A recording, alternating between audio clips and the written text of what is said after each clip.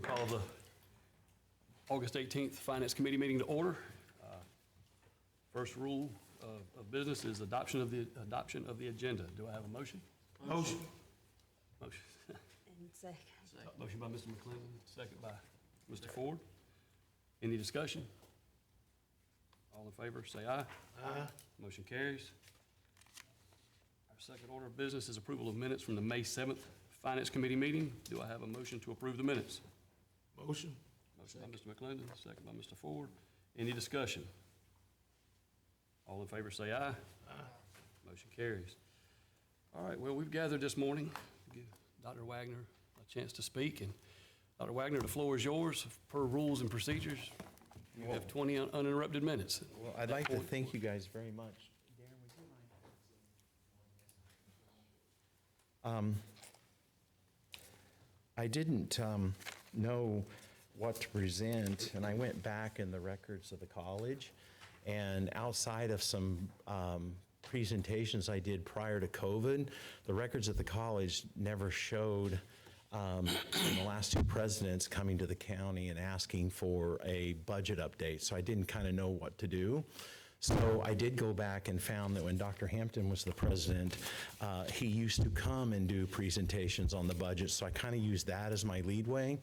But by the records that the college shows, that the reason why the millage pass-through got put in place was so the college wouldn't come back every year and do those budget reports. So I think that's why there's been such a long period where the college hasn't come and done budget updates. So the item that I sent you is stuff we sent in previous times. The big concern I have right now is that prior to me becoming the president 8 years ago, when millage was paid to the college, it went to what we called our general fund. And it still goes to our general fund, but we earmark it now. So when Chesterfield County pays millage, it comes into our books as a Chesterfield revenue. When Marlboro pays us, it comes in as a revenue, and when Dillon pays us, it comes in as a revenue. And then immediately how we allocate that is, and that's how the $15 became around. So by state of South Carolina rules, and what the area board did was they voted and said, okay, if you're a student that lives in R3 service area and and the county pays to support those students, we then give them a tuition reduction for those 3 counties. And we've done that from the time I've been president. And we're always crossing that number, that whatever money you give us, we then apply it toward that $15. And if it ever exceeds that amount of money, then that's when we come talk to the county and say, you're now exceeding that $15 due to growth or whatever area it would be done. But the $15 was set based on the projections of our enrollment and covering that. Any money, and if you go to the second, that's what's explained on that first page.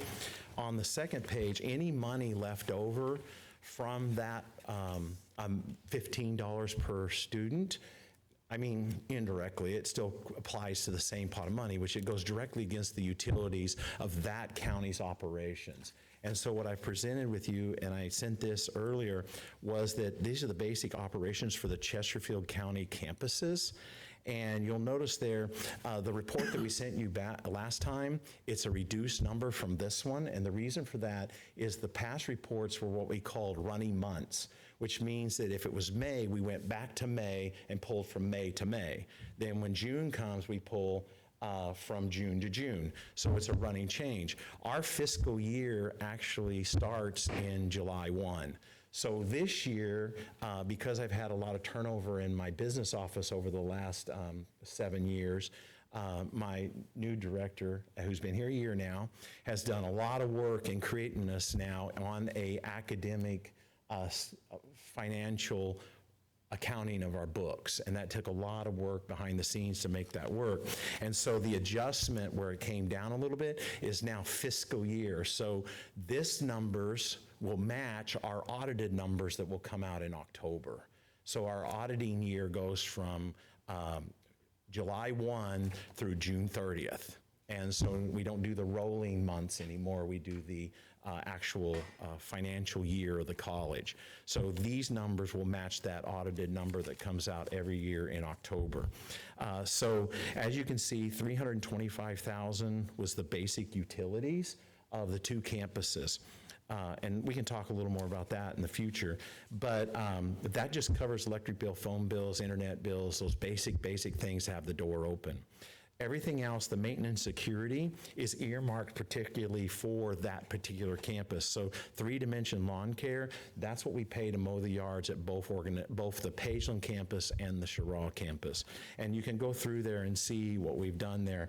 Any air conditioning repairs or anything like that is kept under that maintenance and security. Then any facility we open, we're required to have security at that campus, and we're also required to have someone that physically on the facility unlock the door and make sure students come in and out of the building, and the building stays safe, because faculty come and go. They're not assigned to a particular campus. There is some exceptions, but a faculty member might teach in Pageland from 8 to 10, and then they might be in Marlboro County from 11 to 1 o'clock. So they don't necessarily assign the campus, so they can't unlock the door and secure that all students are safe. So we've hired directors there. So when you look at facilities, the Pageland facility and the Cheraw facility, that covers the cost of that person there unlocking the door and securing the students come and go, answer student questions, and just keeps the day-to-day operations of the campus operational. And so that's what that money goes to. So anytime the millage payment from the county exceeds the $15, we then apply it to those categories, and that's how and I can say that with a fact because that's what's happened for the last 8 years I've been here. Prior to that, I don't know how the presidents did, because there was no rules or anything like that that I could find in place. But that's how I've done it since I've been president, because I've felt that if Chesterfield County, Marlboro County, or Dillon County was supporting students to come to our campus, the money need to be exactly directed to support them in each of those counties. So that's kind of what that paper is. And then some of the things that we've ran into is that the facilities have really not been taken care of at the standards that I feel appropriate for facilities throughout the whole NETC service area. An example, our roofs were over 30 years old and leaking. We have air conditioning units that exceed 26 years. One is reportedly to be 56 years old. And so one of the things that we've been very aggressive with over the last couple of years is doing a lot of preventive maintenance, a lot of maintenance on updating stuff. At the Cheraw campus particularly, we replaced every roof at that campus except for the 300 building and the 200 building. We have in reserves, we have the money to do the 200 building. We have not acted on that because all the roofs got replaced at the same time, last time they were replaced, and that was a multi-million-dollar roof project that was an insurance settlement, and the college cannot afford, or the state, to give those kind of work things. So we've tried to stagger that out over the last 5 years, 7 years, to do roofs in a stagger so they don't hit us all in one calendar year. So we've tried to do that. The 200 building and the 500 building are what I considered staples to the college, which means they show up in pictures and they're all that kind of stuff. So those particular buildings, we put metal roofs on there which have an expected life of 75 years. We did that intentionally because I'm trying to stagger the roof repairs out. The 800 building went with a shingle roof, and the 200 building is actually earmarked for a shingle roof too. The 300 building, we have not done a plan to do that roof. We've looked at it. It is in pretty bad shape, but the reason for that is that now that the technology center is being built at the Cheraw campus, our intent is to, and part of the master plan, is that the 300 building would be removed and a new allied health training center would go in that location that would be a bookend or a building similar to what the technology center will be across the quad, which will give us a bookend that matches the library, so it'll be very appealing when people walk into the campus. Another thing that we've done is security is always a concern at the college, and we've changed how you enter the college and how you enter the buildings of the college. Prior to me coming, people could enter the buildings from any direction, parking lots, anything, without coming through some kind of verification system. We have enacted a verification system now where everybody enters in through the 200 building. We've reversed the buildings, so now they all enter from the quad. So you have to come through security or the 200 building or the 100 building, check in, and then you're allowed to go to all the other buildings at the campus. And that's a security thing that we've changed at the college. We are not completely done with that because just to change locks was outside of our operating budget. So we're piecing that slowly as we keep moving forward. So the last 3 pages are this House appropriation. How the technical colleges are funded is really surprising to most people. They pass what they call an operation budget. It's around, it depends on the year, but let's say it was $95 million last year. We get approximately 5% of that money. So that comes in as operation money for us to operate the college. Then that's it.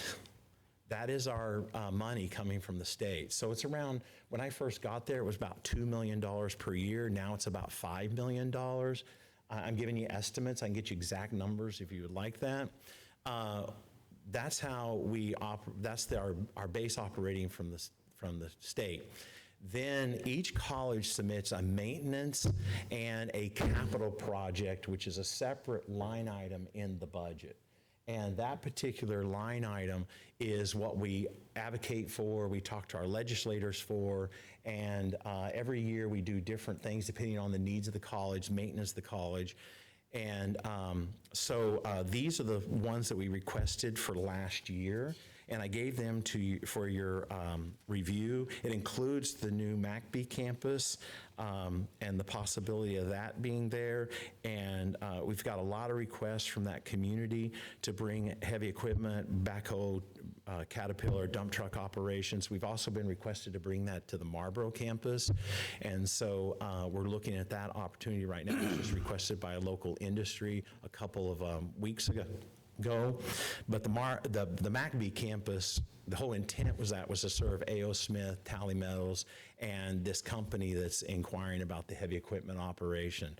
So that was the driving force between that. There's approximately 1,200 job opportunities within 20 minutes of the MACB campus. That's why we wanted to locate it there. Anyone else, if they want to commute, they either have to commute to Pageland or to Cheraw, which is over a 30-minute commute. And when you're paying someone and release them from work, 30 minutes each side is an hour lost of productivity. And having the campus there would allow more people in that area to take advantage of industry training. When you go to the next one, you'll see the next one in the 3 pages is the 100 building. Our priority for that $1 million request was the HVAC system for the 100 building, which is the first building that you walk in. It's the prominent signature of the college for 50 plus years. In most of the pictures, most paintings of the campus shows it depicted. So we're trying everything we can do there to upfit the building to modern standards. So we requested an upgrade to the HVAC system. Both air conditioners went out this summer. We had to purchase a bunch of window air conditioners and put in. We can no longer get parts for those. And so one of the renovations that we're doing as the technology center came in was we did a great big study. And we found that if we were to put a central boiler plant in, it would reduce our overall electrical cost and gas costs for the campus because it's a lot more efficient. So what we've done there is we have proposed to put in the boiler system. We got permission to buy the boiler. We had a legislative dollar. Thank you, Gerald Malloy, for doing that for us. And he got us money to put on the boiler twice. And that project is a 400-ton boiler chiller unit that's being installed currently. Due to the storm drain changes from the hurricane, which is why we have 3 closed entries right now, is that the water table on the campus has risen, and we're approximately 18 inches on the water table is. So for the new technology center, we actually had to raise the building. And that's why you see all the bulldoze work out there in the field and everything, because we had to take dirt, and it saved us a lot of money taking our own dirt and relocate it to lift that building up above to get more compacted soil between us and the storm drain issue. With that, our storm drains now are holding water like reserves almost year round, and it's causing them to fail. And so therefore, what we're in the process of doing is we've hired an architect firm and a civil engineer. We've done bore scoping on all of the pipes, and we've done all the survey work locating all the pipes, and we're coming up with a comprehensive master plan of how we address the storm drain issue at the Sherrall campus. We do not know the solution to that. One recommendation has been we might possibly have to buy some of the land behind us and put in a holding pond. We do not know that yet because we're not far enough on the study, but what we know is that's been built over the last 55 years is not adequate to handle the conditions of the water table changing. The reason why I bring that up is because with that caused an issue with the boiler chiller after we had it approved. The piping for the boiler chiller was originally spec'd to be galvanized steel, which is a pretty common piping to put in there. But because of the water table issue, we cannot bury that pipe because it was set in water all the time. It would rust out immediately. So we've had to upgrade to a plastic double-lined insulation boiler lines and chiller lines, and because of that, it's increased the cost of the boiler chiller to unbelievable amounts. So that's why the additional money was asked for the 100 building. Just to run the piping is going to be exceeding $1 million to the 100 building. But in exchange, the Duke Energy and some other companies that our analysis of switching over this boiler can will save the college almost $80,000 a year in power usage and gas usage. So it's a well-deserved and needed investment to hook all the buildings to one central boiler system for efficiency in the future. So we're still moving that direction to move that. The boiler chiller is being installed. It will be hooked to the new building.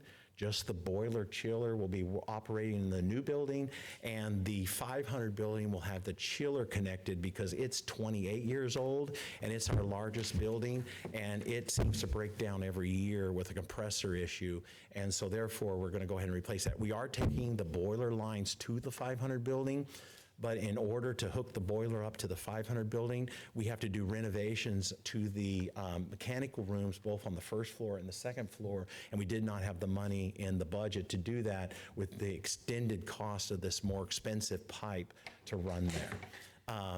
In the interim, our 800 building was supposed to be hooked to that, and it had a 38-year-old chiller boiler on it, and we just bought a new chiller for the 800 building and for the 200 building because both went out. Both of them were over close to 30 years old. One was over 30 years old. And that was a $300,000 cost this year to replace those two chillers. We had the money in our maintenance fund to cover that. Those are past projects we identified to be done. Both chillers will be relocated to and we sized them appropriately to matched buildings on other campuses.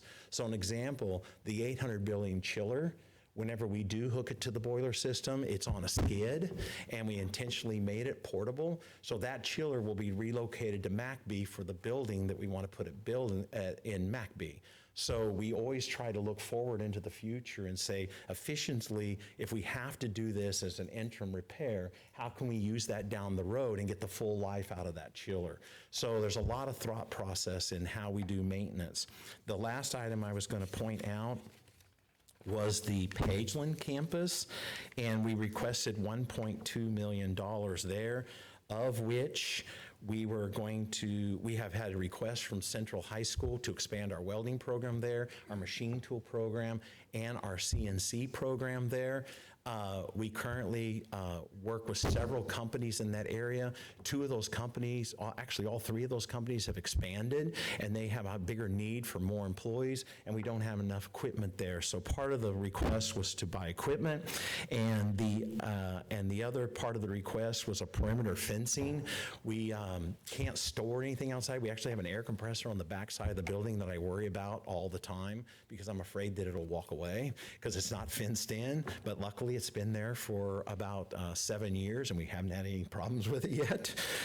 But it's hidden behind the building. And with that includes a ventilation system for the welding booths. We have a current ventilation system there that was designed by Lincoln, and they're called air scrubbers, and they actually go in the booth, and the students use those, and if they're used properly, they work really well. The hard part is it has to be right on the product when you weld, and students sometimes, that's in the way for them to weld, and they'll move the vent out of the way and do that. When we did remove, and thank the county very much for helping us demolition the 3 buildings at the Cheraw campus so we could make room for the new technology center, we did have a old welding shop there that had been decommissioned several years before I got there. And, well, actually, I don't want to say that. It was decommissioned and only being used for continuing ed when I first arrived at the college. And we had an energy problem in those 3 buildings. All 3 buildings were connected to the same supply. So therefore, when you ran the welders, you couldn't run the CNC equipment. If you ran the machine, if you're running the lathes and the CNC machines, you couldn't run the welding department because there wasn't enough power coming to the building.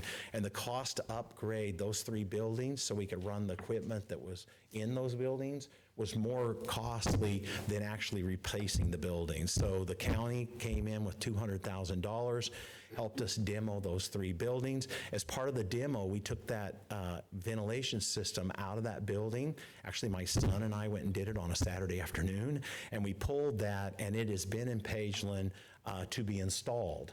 And we have tried to get a contractor to come in and install that system, and we have not had very good luck in finding that. We now have identified a contractor that's willing to install that ventilation system, the older system, not the new system. And this one included the new system that Lincoln has designed for welding, that when you go into the booth and you strike an arc, the ventilation system automatically comes on for that booth. It's a lot more efficient. The one that we put in there is over a 30-year-old ventilation system, but it will work better than what we currently have. So that was our request to the state for funding this year in maintenance and equipment, which is our second form of getting money for the college. Our third form that Northeastern Technical College has been extremely well at is federal grants, and we seek federal grants at all times. Currently, we have a $2 million request into Washington, D.C. for equipment and upgrades for the Cheraw, Marlboro, and Dillon campus. When we request funds from the federal government, it depends on what type of funds we're going after, whether we have to do it for all campuses or we can do it for particular county campuses. It all depends on how that funding is being given out and what the rules are that funding is and the proposal of those fundings. So that's kind of an overhaul, kind of a really quick 10,000 foot on our sources of money, how we do that, and how we set up our budget. Most of our budget comes directly from tuition from the students, and that comes from the form of Pell. We are a Pell required college, which means if you're a student at Northeastern Technical College, you must apply for Pell. We're one of the only colleges in South Carolina who does not do loans. We do not encourage students to do loans. We do not allow them to have access to federal loans of any type.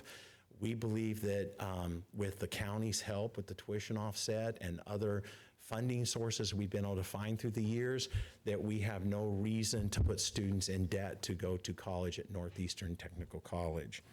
And to give you a little bit of success, in the last 8 years, and we're coming out with a report for the public that shows this in graphs and data. And in the past 8 years, Northeastern Technical College has moved to the 5th ranked best two-year college in South Carolina this year, which we do not rank ourselves. That's a national ranking organization that ranks us. And we actually outperformed all University of South Carolina's regional campuses and the other two-year colleges serving the PD region. So Northeastern Technical College has quality programming. The average graduate, as reported by the state last year, we did not report these numbers. These are numbers that came from the state. Northeastern Technical College's students average 6.5% more in income 1 year from graduation as the technical college average throughout the whole state. And that says a lot compared to we're in the top 5 poorest performing 3 counties in the state for income. And so that says a lot on the quality of what we do, and industry recognizes that quality with higher wages. NETC graduated 2,569 students in the last 8 years. That's students walking out with associate's degrees. NETC has awarded 3,336 academic credentials. There's a difference between industry credentials and academic credentials. An industry credential is like a CE credit for like a forklift certification, okay? Those do not count in economic terms when a company comes to Chesterfield County and says, tell me the education attainment of your community. It does not, CE, they do, nowhere can you report how many CE students have we had. What they want to know is how many students graduated high school, how many students have some college, how many students have an undergraduate degree, and how many students have a graduate degree. So whenever I was hired to get here, one of the things that I discovered was the education attainment for some college and associate degrees college when I got here was 16% of the population. And I didn't feel that that was acceptable when the state average is over 40%. So one of the things that we focused on over the last 8 years was reducing our CE by providing academic alternatives to the CE. So that way, students could be categorized now as some college or an actual associate's degree. So we created a program called Stackable Credentials. Stackable credentials means that we went in and we identified industry recognized certificates and embed them into our academic programs. And then we worked with local industry to then put those academic standards and those industry certifications into shorter term periods, which is what people today are asking for. Short term, get me a job. Short term, get me a job. So we designed the certificates around 16 credit hours, which can be done in 1 semester or 2 semesters as a part-time. Then it stacks to another skill set that brings you more money and higher pay, and it also allows you more skills to sell. And we've done that as an institution. And we created what they called a general technology degree, which is an associate's degree that's kind of like a bachelor's degree, where you pick your major and you pick your minor, and that allows you to put what certificates you want. So if a student wants to, say, be an auto mechanic, but he wants to be welding, they can do both of those as academic credentials, put them together and create an associate's degree with a major in automotive and a minor in welding. And now they can go to work for NASA doing cars. Dr. Wagner, we've kind of exceeded our time, but Okay. I tell you what I will do. I'll give you 2 minutes if there's anything else you want us to hear. Well, I just wanted to sum up is that everything we've done this far is to support the students of Chesterfield, Marlboro, and Dillon County. As a college, we are 100% open to anything the county would want for reporting.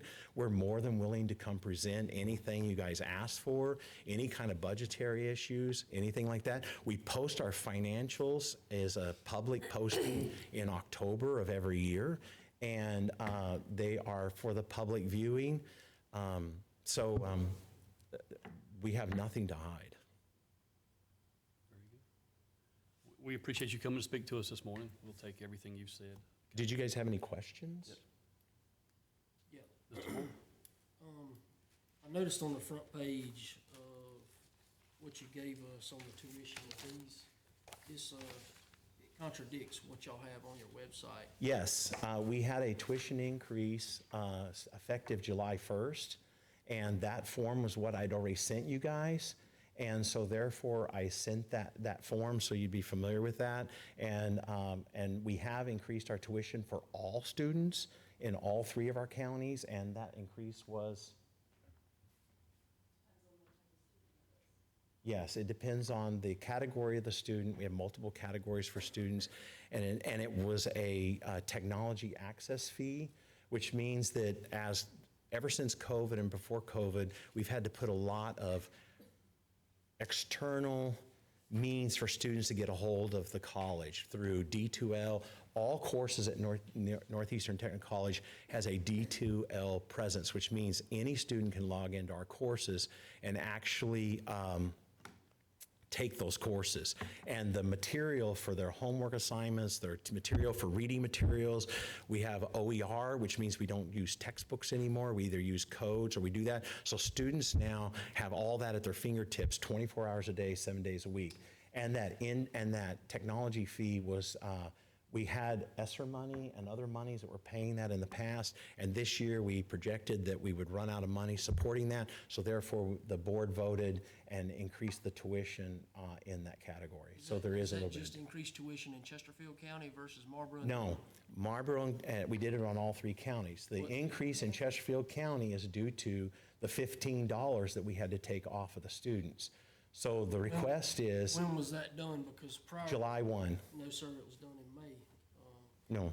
According to your online, it was done before. We have to post it, and we posted it, but it did not take effect until July 1st. That's so public disclosure, so people know that. It took effect July 1st, so any classes for the fall semester, Chesterfield County had to pay the non-subsidized rate of $15 per credit hour. My proposal is, if you look at that page, it says there's $207,000 from last year's enrollment that we estimate, give or take how enrollment goes, to be an estimated number. If Chesterfield County would commit to paying that $207,000, I can then go in and award a $15 scholarship for every student to reflect that $15 to reduce that tuition back down.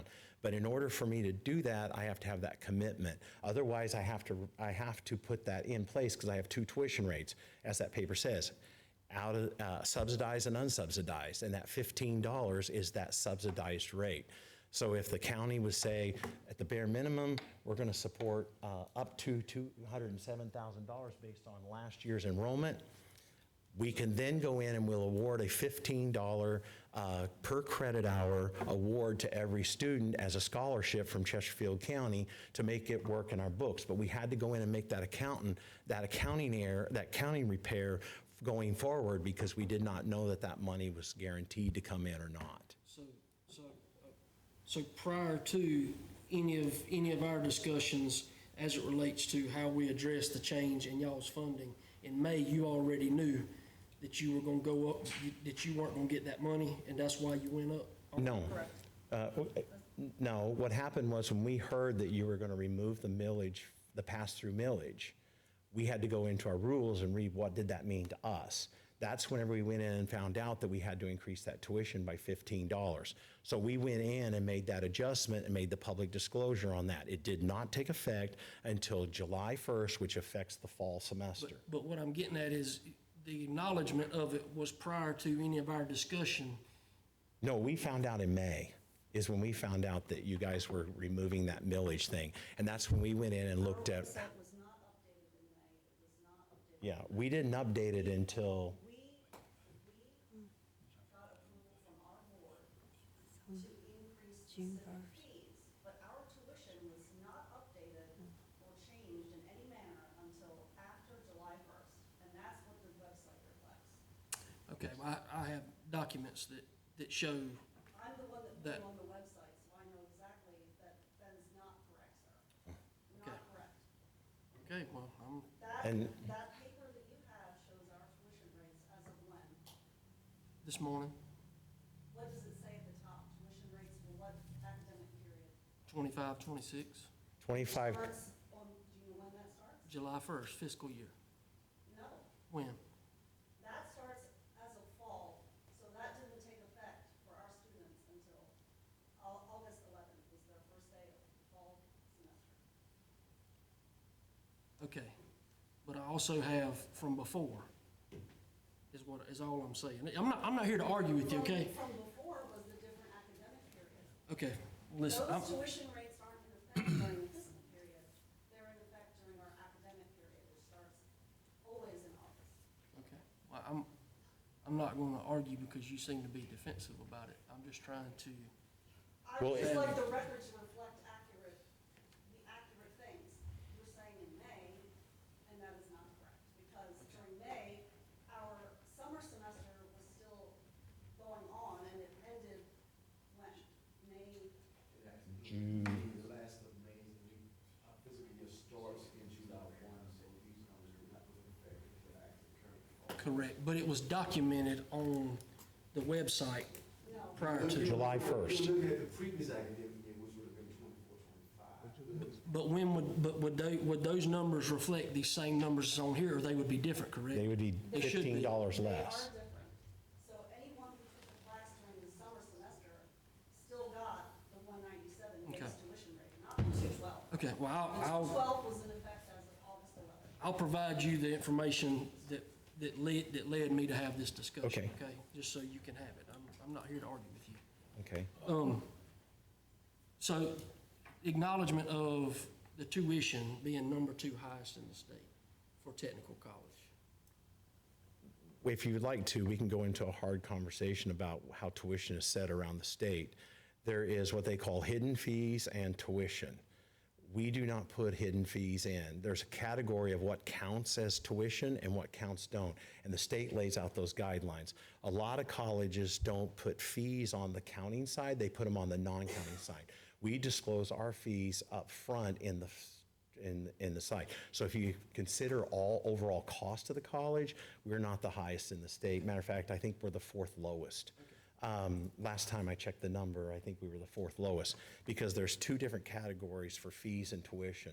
There's fees that are approved to be counted as tuition, and then there's fees that can count not as tuition.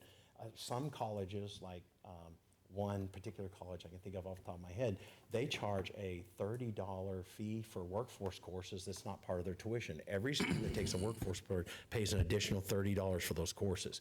If it's an academic course, they charge an extra $50. That is not part of their tuition. We don't do that. What we do is we have course fees, which are clearly defined, and we have the fees that we do, like the IT fee, the athletic fee, and those fees that are considered part of the tuition rate. So and it's on our website, and it explains both of those and what categories each one of those are. So I didn't come prepared with that detail. So what you're saying, those records don't show apples to apples, basically? They don't. And it's a real, it's not fair to all the colleges that try to be upfront, but because we don't have loans, we want to disclose the complete cost of the college. If we had loans, you could charge that and the student don't get the money for it. They just, oh, here, we'll put it on a loan. We don't do that, so we want to disclose that up front. And the other thing that we also have to consider is our dollars that come for tuition reimbursement is not set in stone every year. Lottery can change by semester. Lottery 8 years ago was about $110 a credit hour. Now it's $75. We had one change one year that it went from 95 to 85. And that was in the middle of a calendar year, and we had to figure out how to come up with that extra $10. It's all based on how much the lottery brings in and then how much is dispersed to the students. As of right now, our lottery is $75. It's been that way for a couple semesters now, so that's what we allocate as an estimate for students to receive lottery per credit hour. But that can change based on the revenue that comes into the state, and it literally changes semester to semester. It can go up and down, and we've had to go both ways over those years. So we try to be as nimble and as forthcoming and update our website as soon as things take effect so the public knows. Mr. Chair, I have 2 questions. Dr. Wagner, there may have been some misunderstanding throughout the community. Could you briefly clear up that there was no discrepancy found when you had that AG report? And the second question is, could you explain to us that your salary increase is not determined by your board at Tech College? And who determined that, please? Yes, on the very first page of the SIG's report, it states that there was no fraudulent or criminal activity noted in any of the documents that they reviewed. And I do want to point out the years of this investigation was from 2018 through 2023, of which 3 of those years were COVID years, in which we were allowed to reduce some of the standards that we did to keep students engaged with the college. So we were allowed by the federal government and the state government to reduce some of the requirements that we've had to do to keep them engaged. And we were also instructed to allow as much flexibility with students to continue and be successful during that 3-year period. And that 3-year period started March 20 and ended October 23. So that was a time period where we were supposed to give the benefit of a doubt for a student to stay engaged with the college. So we did that as much as we possibly could. In the report, SIG's report, it stated, my salary has nothing to do with my area commissioners. All they do is do an evaluation of me, and it goes to the state. I am considered an agency head just like any other state agency head in the state. There's a commission that does a 5-year evaluation of all the colleges in South Carolina. And with that said, they have analyzed the colleges a couple years ago, and they did away with what they call the 4th category. We were in the 4th category. It was us, Denmark, and Williamsburg Tech. When they did away with that category, they moved us into the 3rd category. So now there's only 3 categories. When they did that, all of our salaries changed throughout the whole college. Even my staff salaries changed. We had to go to a different category, which means we had to pay more to do that. And so my salary reflected those mandatory increases to bring me in compliance with that salary head commission. There was a mistaken number that was reported on one of my evaluations. The number, actually I have that noted, was 1,680%, and we informed them multiple times that that was a typo error. The number was actually 1.68%. The decimal point was put in the wrong place when whoever typed that review did that for me. I do not type my reviews. I do not have oversight on my reviews. Most of the time, if the conversation is a review with my board, and that's how my village is. I don't review those documents and edit them or anything like that because they're my review, just like you wouldn't review your own review to make sure that the edits are correct. So I don't know how that happened, but that was it. The salary range, if you actually look at my salary increases, we do not get cost of living raises as salary heads. I do not get any of those. So if this year, if the state decides to give all state employees at 2.5%, I do not get that. My salary is reviewed on this 5-year cycle, and it's adjusted on those 5-year cycle pieces. So therefore, mine was reviewed last year. I will not get an adjustment again for another 5 more years. So that's how our salaries are done. The agency reviews all of the technical colleges' salary recommendations from the area commission. They actually come in and do a study of the college. They look at the complexity of the job and the duties that each president has to do, and then they base those salaries based on that complexity of the college. Because our college grew and we are larger now than we were when I got here by quite a bit, we also, on top of that, it's about a 34% increase, and I got that data if you'd like that. We also, they look at the complexity of the job, and because the 2 colleges we were grouped with before, Denmark and Williamsburg, did not see that kind of growth, my salary got moved a little more because of the complexity of the job, because it's a lot more complex than it was when we were at about 1,000 students. So that's the difference in the salary increase. It had nothing to do with my board. My board recommends that I did good, but they don't set the salary. It just goes for the report every year. And then at the end of that 5 years, that commission interviews me. They interviewed my board chair. They interview all board chairs in the state and every president in the state. They evaluate our financials. They evaluate our enrollment. And then they set our salaries. It has nothing to do with what we do. And they make recommendations. It goes to the legislators, and the legislators have to approve our salaries. So my salary was sent to the legislators, and they were approved both by the House and I think the House and Senate both approved it. It might be just the Senate. I'm not for sure on that. But it does go to the legislators for approval when salary increases go for agency heads. And I was one of, I think that particular year that they're referring to, I think 12 of us got salary increases that year. Chair, last question. Could you just make us aware, since you mentioned about the budget, how often you have had a changeover with your finance officer in the last, I guess, the last 2 to 3 years?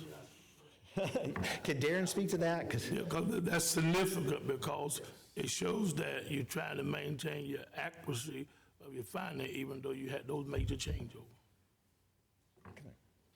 First of all, Madam Chairman, to this council committee, I'm Darren Coleman, and I stand as an advocate, not only as a taxpaying citizen of Chesterfield County, but also as an advocate for our students, as well as a longtime employee of Chesterfield County of 17 years. I represent District 2 on the school board. As Dr. McClendon has stated, Dr. Wagner came here, he said 8 years, but 9 years this month. He came to this college. He found a declining college. 2018, the CFO left. From that CFO leaving, we have had 6 CFOs. One, this is number 6. She has, at year end, she has now been able to get a physical budget in place. The college knows where it's going financially. But I will say to this council that it's a bad look in our community of not using, or might I say, releasing funds paid by taxpayers to support Northeastern Technical College. Again, if I would think, and I'm making my case here to Dr. McClendon, 7 or 6 CFOs, Dr. Wagner has sought aid from our systems office to come into our business office due to numerous audits. And when the AGI report came out, nothing was criminal. It is true that we have had issues in our physical office as it relates to finances, but it's not because it's been a mishandling of funds. We are a state entity. That means we only have 3 sources of income. That is local government, that which you control, which taxpayers pay. We receive state appropriation, and we receive federal funds through the federal government, which is basically through tuition and grants that he spoke of. There has been a huge misunderstanding about what's going on at NETC. When you have that much turnover in a office that runs finances, we're going to see all types of red flags. I heard a reference that came out in the paper from the AG's report about a predominantly black grant that we received, which was PBI, about $4 million. I managed that grant. That grant was closed out successfully in 2021. As Dr. Wagner stated, in the COVID era, we were given some discretions to put the college entirely online. Funds from that grant was utilized. So no funds has been made away with.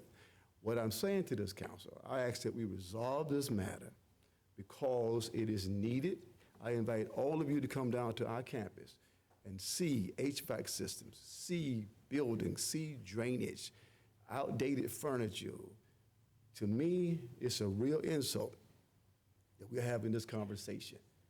I ask if this was Chesterfield County School District, in which I serve District 2, I'm in my 4th term. I vote on part of the highest budget in this county, $80 million, which taxpayers contribute to, which you also take those funds through the county treasurer and give to the school board. My concern is this: Chesterfield County was put on a physical watch last year. This is the public document. You all should know that, because one of Dr. Wagner's former CFOs did not draw down federal funds, which is about $500,000. The state cited us, and we were on a physical watch currently. But my point is that the college is not doing anything criminal nor fraudulent.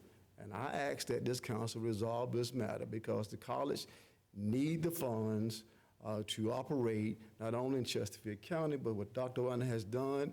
Dillon pays a millage, Marlborough County pays a millage, and Chesterfield County to support this college across our 3 service areas. And so with all of this back and forth, as a leader in this community for nearly 30 years, and as a civic leader and of the faith base, it's a bad look for our community. We have worked together in the late Gerald Miller and myself in District 2. We have worked, Douglas Curtis, Hattie Byrne. We have worked together down through the years. I only ask that we not accuse, we not point fingers, but as we've heard about budgeting, Again, we are a state entity. We are not at liberty to operate the way we want. The governor has the power to come in to remove our area board. Dr. Wagner won't be president. The department would have come in and seized the college by now. If we had anything criminal, we would not be receiving state funds nor federal funds. So I ask that we think about these things, that we get this resolved, and let us work together as a community. I want to speak 1 minute. So I totally agree that we need to get everything situated. But I do say that there are shortcomings that were identified by the OIG report, which I'll acknowledge that there were shortcomings.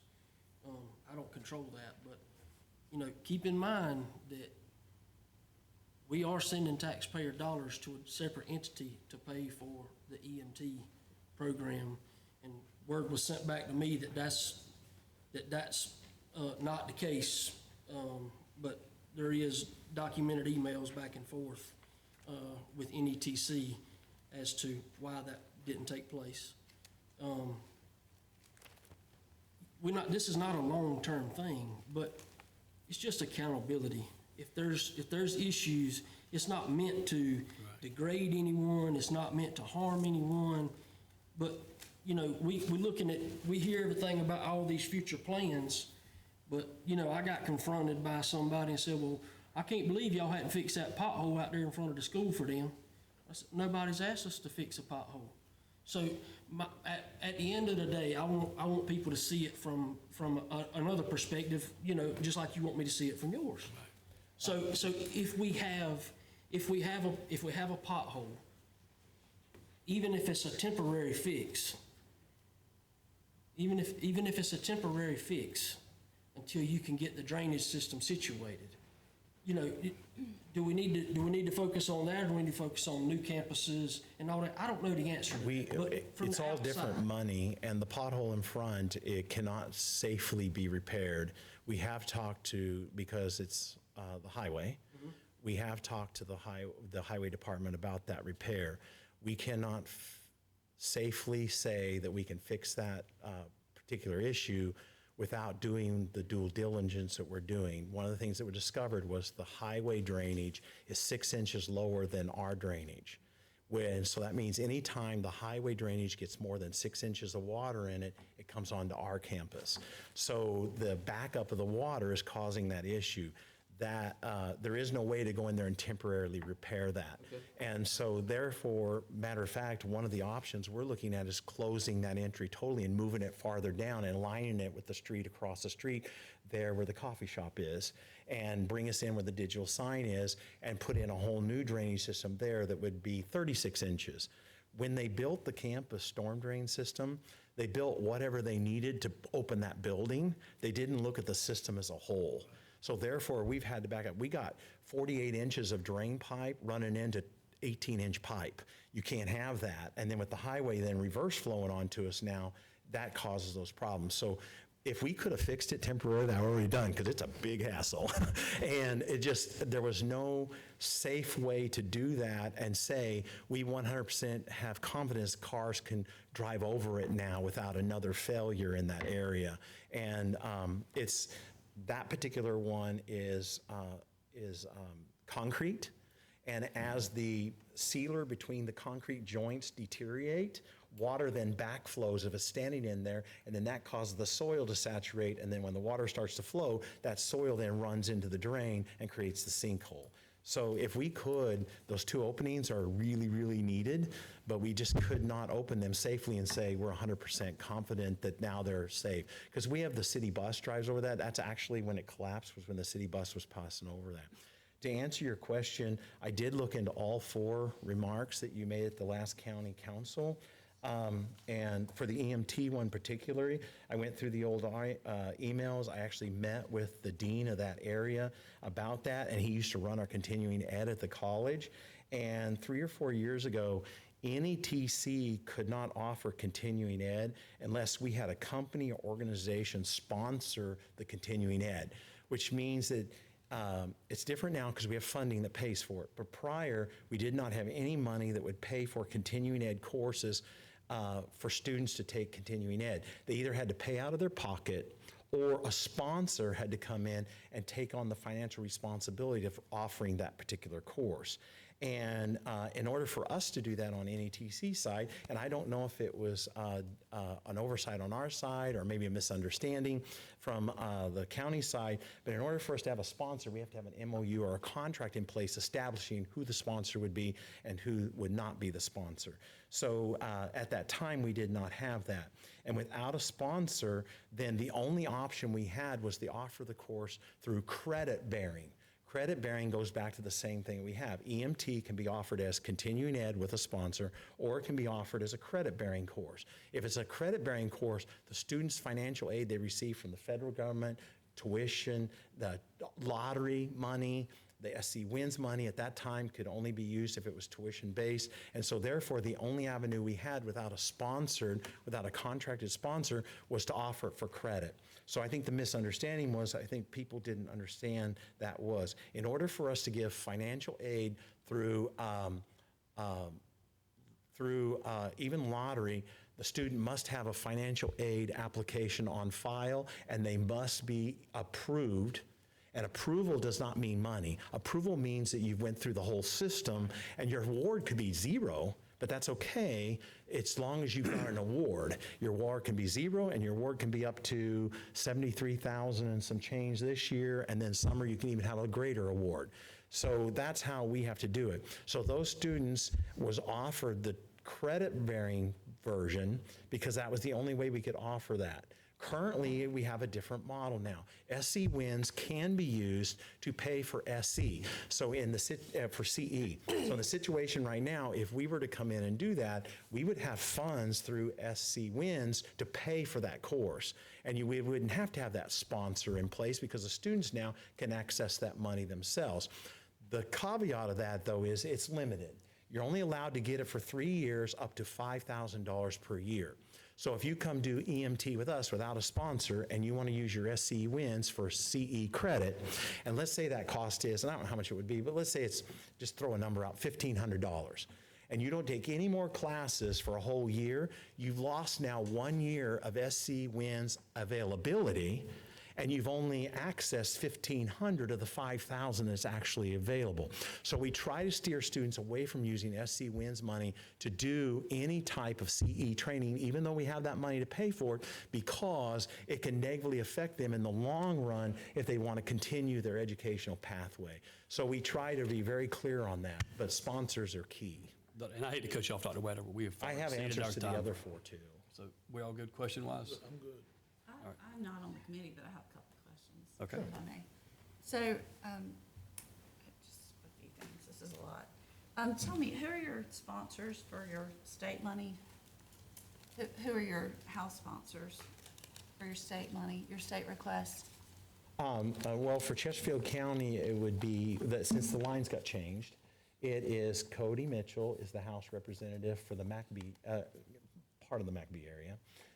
Richie Yao for the western side of the county, and Jason Luck for the eastern side. Jason Luck now includes all of I Sherwood. know who they are, but I'm asking, do you already have commitments from them to support this? This was last year. Oh, okay. This was last year's. We have What not about this done year's? our proposal for this year and submitted it yet. It's usually not due until September, and we'll be doing evaluations and doing priorities. And we just did our filing for what we call our CPIP. Our CPIPs are our state filings on what maintenance and repair we need to do to our facilities. We have to go through a process with the state to get those approved. We just submitted all those, and they redid all the requirements on that. Prior, any repair we had to do that was more than $50,000 had to be submitted on a CPIP. This year, they changed that. Now it's 2.5 million. So we had to go in and redo all of our CPIPs and resubmit them. And they have been submitted. I have not heard, because it just happened in the last couple of weeks, if they've been approved yet. I can find out. Once we get those CPIPs approved, and then we go into what we call our reserve CPIP money, which are state allocated funds that have been given to us for maintenance and repair and capital improvements, we allocate that against those CPIPs, and then we can identify what things have happened over the last year, 2 years, that we need priority money for to repair. Like one of the situations is our That's air, okay. That's all right. our elevator just went out of the 500 building, so that's a $120,000 repair. Okay. Tell me where you are with the new building, the Scheffler building? Where are you with The that? technology center, it is, the ground has been been done. The chiller unit has been delivered. Because of the rain over the last 2 weeks, which everyone can see, we haven't been able to get in there and do any more dirt work, and we can't pour concrete. So until the ground dries out, we cannot pour the concrete to set the boiler and the chiller. The boiler will be here at the end of the month. We actually had to order that 9 months ago. And so the work's been going on behind the scenes for that building for months. We've already ordered the building. The building will be here in October. We had to order, it was a 6-month relay on getting that building ordered. So the plan was, we tried to start construction at the 1st of August with the intent that it would be dry and we could get the concrete poured. And the plan was to pour the boiler chiller concrete first. And then once it was done, the boiler chiller would be craned into place. And then we were going to pour the pad for the building. And that was supposed to be done by October 1st for the building to be delivered in October. So have you had communication with Scheffler Oh, regarding this? yes, yes. They have That's- we have monthly meetings with Schaefer, and this is reported on a monthly basis. Okay. And it's been going on for 3-4 years, the monthly meetings. And when is that? When do they take place? What's that? When do they take place? I don't have the dates, but they're set every month. I could check my calendar. I would but like yeah. that, yeah.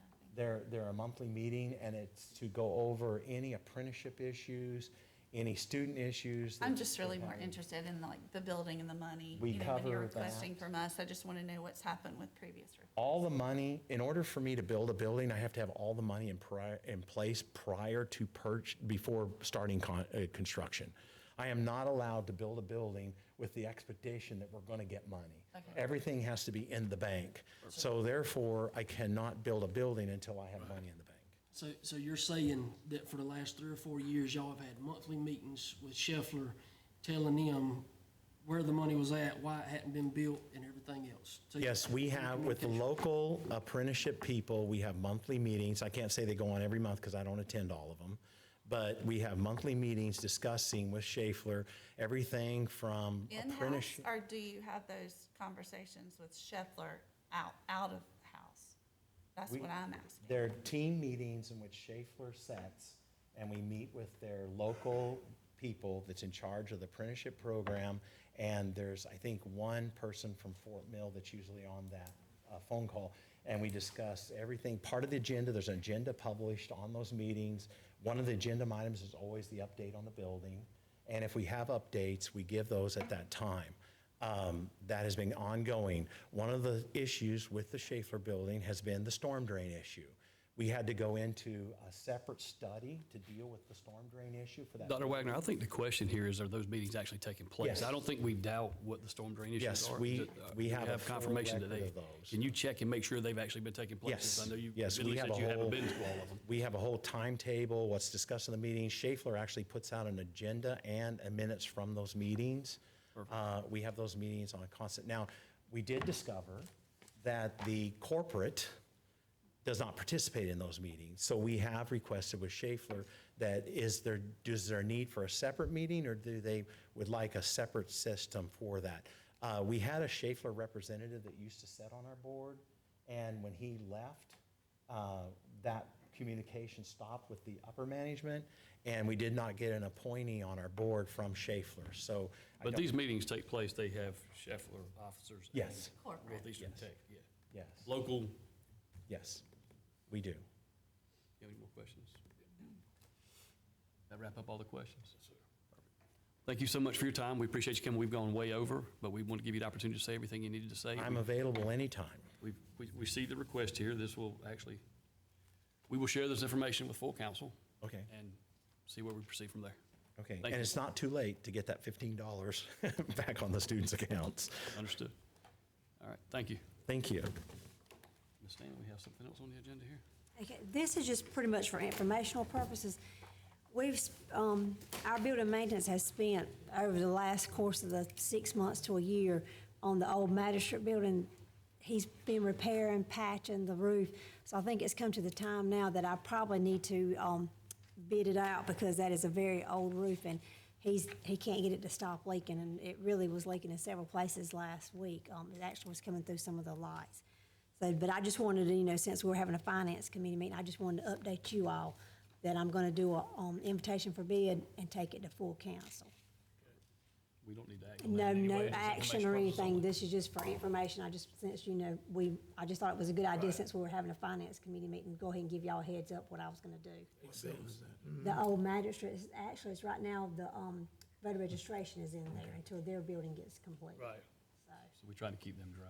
yes, it's leaking in several places, and he's went up there and patched it, and, but he told me last week in the show, he said, I can't get it to stop, he said, he said that the shingles, which I'm no roofer or anything, but the shingles just have no more kind of grit on it or anything, they're just pretty much slick. It's slick. So it's a very old building. Anybody have any questions on that? Well, that will conclude our agenda business. We, Yeah. actually, we can't because we haven't put it on as public comment. We could have added public comment, but we didn't do that. It's so,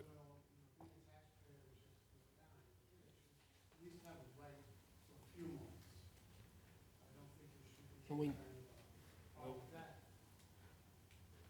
from a procedural standpoint, it has to be on the agenda. We'd be glad to add you to the agenda. Or you could show up at the next council meeting and do public comment. if we, Could, do what? could, Make a motion to add it to the agenda, or to allow him to speak? For 5 minutes? Do we have a second? I second that. All in favor, say aye. Aye. Motion carries.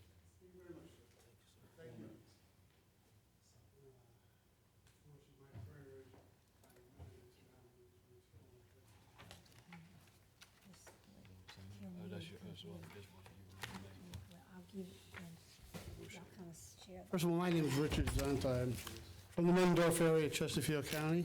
I'd like to express my gratitude to the opportunity to address the committee regarding the financing of Northeastern Technical College by the taxpayers of Chesterfield County. And I am against returning to taxing our citizens for the operations of NETC, and in one word, it's because of accountability. When I looked at my 2024 property tax bill, I noted 3 of the boxes indicating monies that would owe the county were in red. Namely, county operations, school district, and NETC.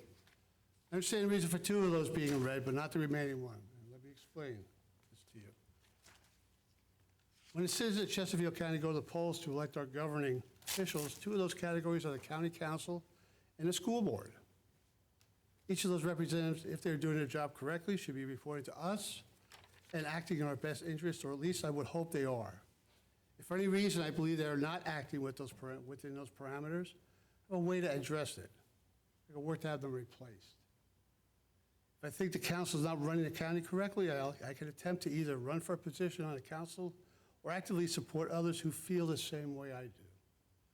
The same can be said for the school board. If I believe the school is not returning a good return on my investment, namely the taxes I pay, and currently they're not doing that, I have and will continue to work to remove those who are not doing the job they were elected to do. Now this brings us to NETC. I have to say, I have no say in how Northeastern Technical College uses my tax dollars. In my mind, there is no accountability to taxpayers at Chesterfield County. Yes, you'll be told they have a board of directors. This is not an elected board. Instead, it's made up of political appointees who are answerable to either the politicians themselves or in reality to no one. These positions are held by those who know someone or are married to people of political power and are, in my opinion, just status symbols that they can flaunt at cocktail parties. These people are not accountable. This reason alone should persuade you to not return to the previous tax format. But there are many additional reasons, and I will not bore you with all of them, but rather just a few examples. If this committee meeting were being run with an agenda like that of NETC Board of Directors, we would now just be finishing up our catered breakfast. But as this meeting begin at noon, it would be a lunch. Upon completion of this social hour, the meeting would start. The first part would include a prayer, salute to our country's flag, minutes, and acceptance of agenda. However, unlike a standard directors meeting, which is typically run by those in control of the college, the board The meeting is instead turned over to a person who is subservient to the board, namely Mr. Wagner. This is not how a supervisory board is supposed to operate. They're there for one reason only, to ensure the college's goals are met, which is determined through firm questioning of the employees. It's just an example of how an organization that has a fiduciary responsibility to taxpayers should not be run. I want to discuss two items in particular that sparked the investigation of Northeastern Technical College, namely dual enrollment. I presented to this committee a couple of copies of the report released by the Office of State Inspector General in December of last year, which you're obviously aware of. When I viewed Mr. Wagner's statements to the county council last month on YouTube, he mentioned two items in particular: dual enrollment and a financial burden placed on the citizens of Chesterfield County if they were required to pay an additional $15 per credit hour. Dual enrollment, as determined by the Inspector General's office, has uncovered a coordinated effort to enhance the numbers of students enrolled in the programs. Refer to page 11 of the report. Let me get my workup copy going here. You'll show that 67% of those who said to be auto-enrolled in a program did not know about the enrollment they were supposed to have been in. In the last paragraph on the same page, the protocol that was in place would enroll students who were no-shows or dropped out, and this process was repeated numerous times. It's just an example of accountability, but not the only one that I have for you today. The State Inspector General discovered many incidents of fiscal irregularities that are too numerous to present individually. We review them at your convenience in the report I've given you. If you refer to page 20 of the report, it reveals that it's short of over $461,000 of expenditures that NETC are called into question. Just to put it in perspective, this would equivalent of over 30,000 credit hours at the $15 per hour. The amount that is the difference between an in-county and out-of-county enrollment. It seems that Mr. Wagner believes that $15 is a significant figure, but close to $500,000 in questionable spending is a minor concern. Accountability. What does it mean to the taxpayers of Chesterfield County? It means spending our money wisely and with an eagle eye on a bottom line. The question raised on page 8 of the report deserves to be brought forth.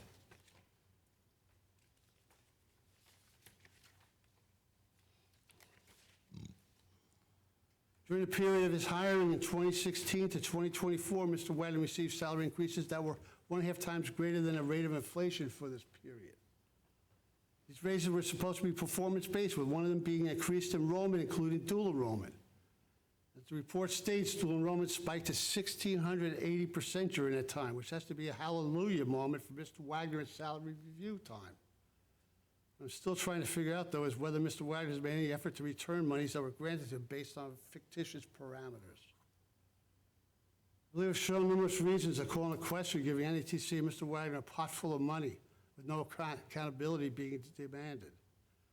With all I've said, though, I also feel for those citizens of Chesterfield County would benefit from some fiscal help from the county. For this, I offer the following recommendation. Let's reimburse those who enroll at NETC.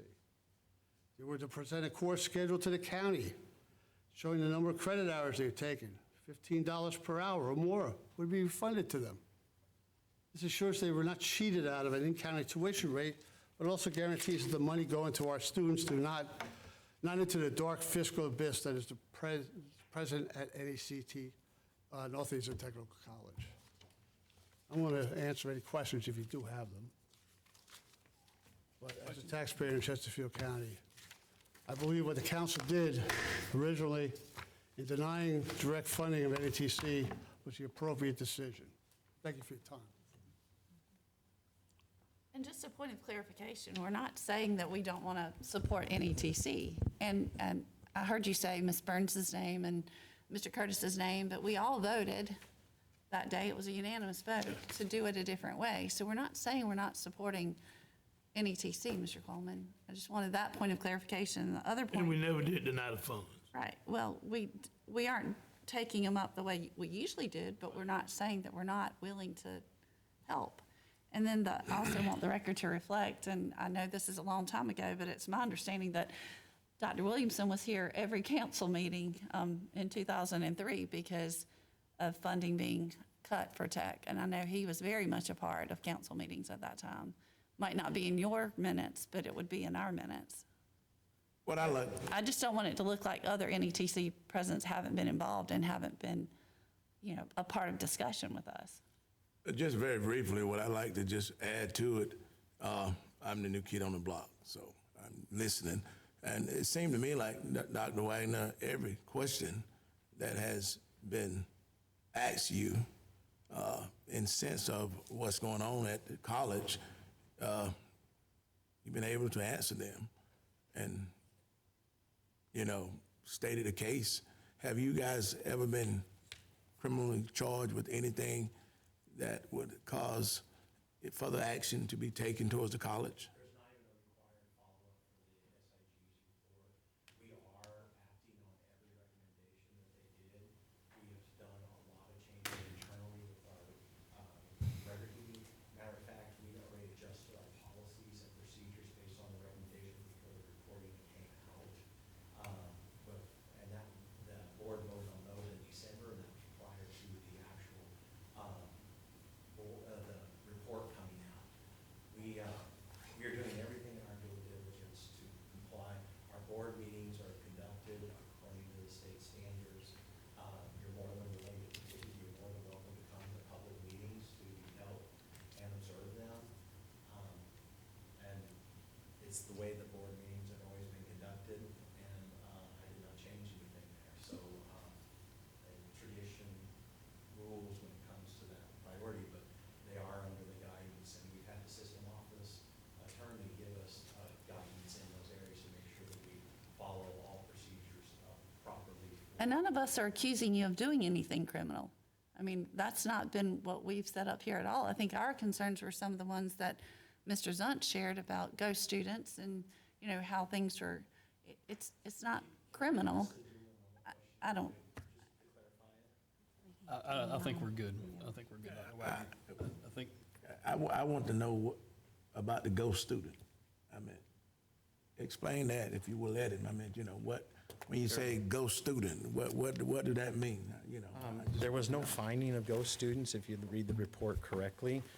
Like I said, during COVID, we were allowed due diligence inspection to give all benefit of doubts for students to continue in their educational pathway.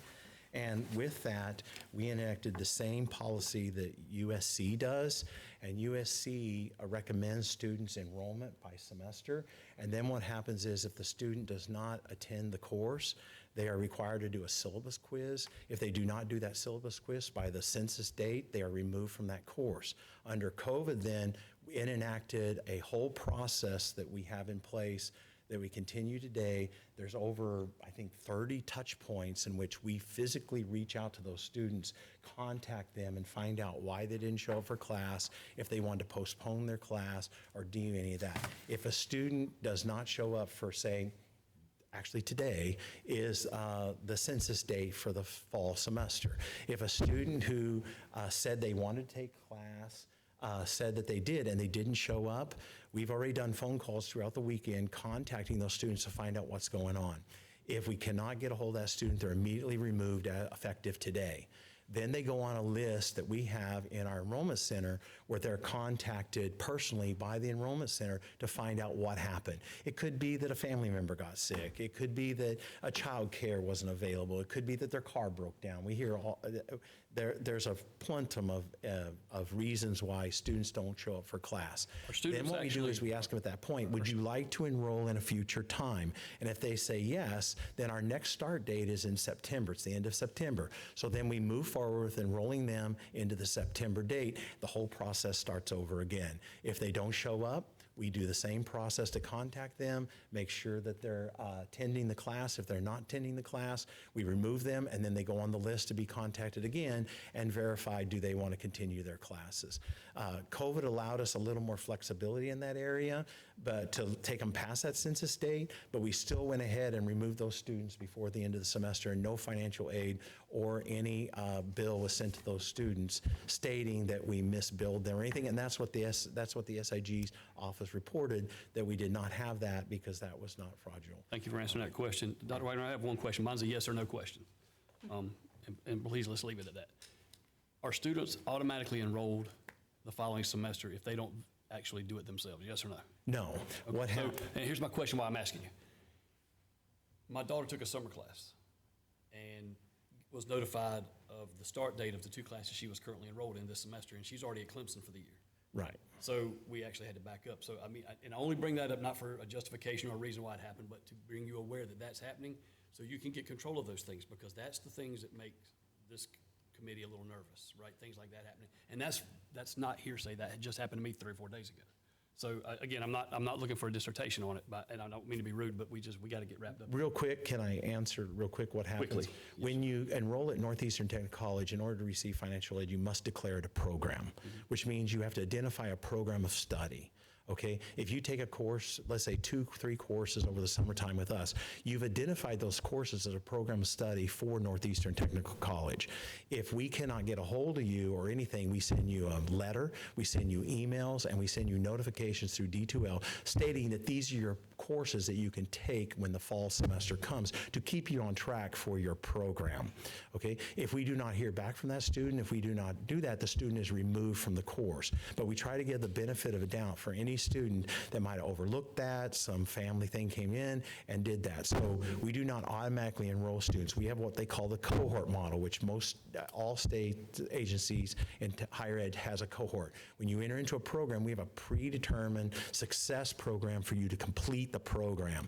And so we try to keep you on track with nudges, suggestions, emails, text So messages. these were suggestions. She wasn't actually enrolled. What's that? No. She wasn't actually enrolled. No, they don't get enrolled. They get listed as a student that would be put in the course, and the seat is safe for them because they're a priority of already being here.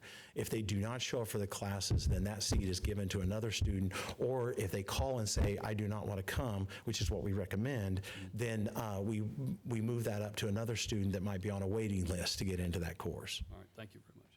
It's a little bit different with dual enrollment, but that's the way traditional students are done. Any further questions, committee? Motion to adjourn. Second? Second. Any discussion? All in favor say aye.